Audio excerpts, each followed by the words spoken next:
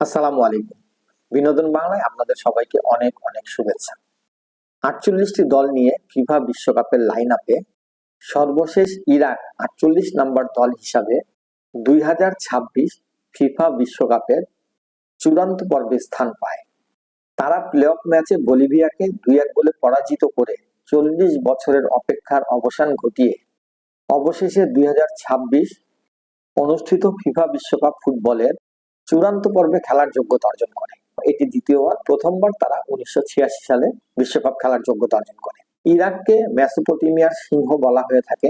Iraq ২০২৬ world cup বাছাই পর্ব জুড়ে সর্বোচ্চ ২১টি ম্যাচ খেলে এবং বাছাই পর্বে ২৫২৭টি গোলের মধ্যে শেষ গোলটি করেন ইরাকের অধিনায়ক আয়মান হোসেইন। খেলা শুরুর ৯ মিনিটের সময় ইরাকের স্ট্রাইকার আলী আল হাদামি বলিভিয়ার বিপক্ষে প্রথম গোলটি করে এবং ইরাককে ১-০ গোলের লিড এনে দেয়। কিন্তু খেলার ৩৮ মিনিটের সময় বলিভিয়া গোল পরিশোধ করে খেলার সমতা নিয়ে আসে এবং প্রথমার্ধের ৪৫ মিনিট ১-১ গোলের সমতাতেই শেষ হয়। খেলার দ্বিতীয়ার্ধের শুরুর ৮ মিনিটের সময় ইরাক আবার এগিয়ে যায়।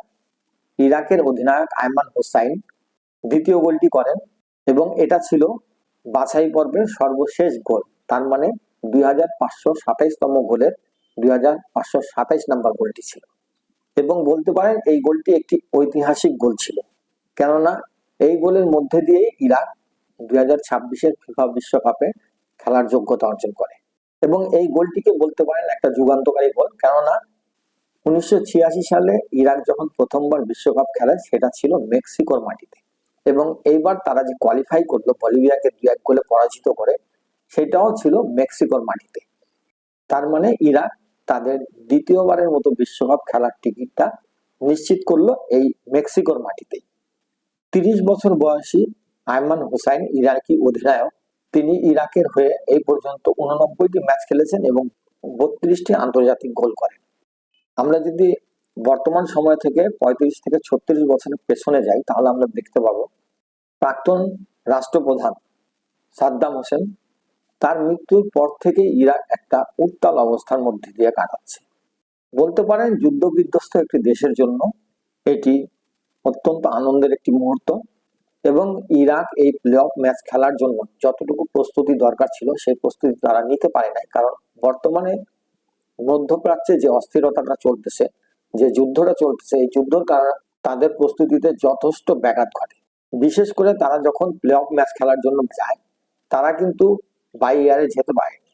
তারা স্থল পথে বাগদাদ থেকে জর্ডানে প্রবেশ করে প্রায় ৩ দিনের যাত্রা শেষে তারা প্লে অফ ম্যাচ খেলার জন্য মেক্সিকোতে পৌঁছায়। কিন্তু ইরাকের খেলোয়াড়রা এতটাই আত্মবিশ্বাসী ছিল যে খেলার মাঠে তাদের খেলোয়াড়দের মধ্যে কোনো ক্লান্তির ছাপ কিন্তু লক্ষ্য করা যায় না। এই জয়টি ইরাকের অস্ট্রেলিয়ান কোচ গ্রাহাম আর্নল্ডের জন্য একটি বিরাট সাফল্য ছিল, যিনি ইরানের উপরে ইসরায়েল এবং মার্কিনী হামলা সৃষ্ট আঞ্চলিক সংঘাতের কারণে ম্যাচটি স্থগিত করার জন্য ফিফার কাছে আবেদন করেছিলেন।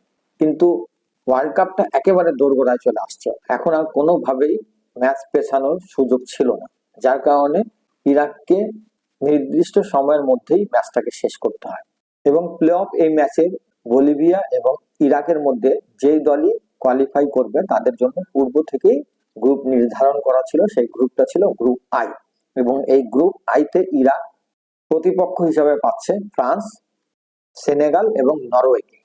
২০২৬ ফিফা বিশ্বকাপ এশিয়ার প্রতিনিধি ইরাকের প্রতি অনেক অনেক শুভকামনা রইল। আমার এই কন্টেন্ট যদি আপনাদের ভালো লেগে থাকে তাহলে অবশ্যই লাইক এবং সাবস্ক্রাইব করতে ভুলবেন না। আপনাদের মূল্যবান মতামত কমেন্ট বক্সে লিখে জানাবেন। তো ভিউয়ার্স, আজকের মতো আপনাদের সবার কাছ থেকে বিদায় নিচ্ছি। আবার ইনশাল্লাহ দেখা হবে, নতুন কোনো বিষয় নিয়ে আলোচনা হবে। আসসালামু আলাইকুম ওয়া রাহমাতুল্লাহ।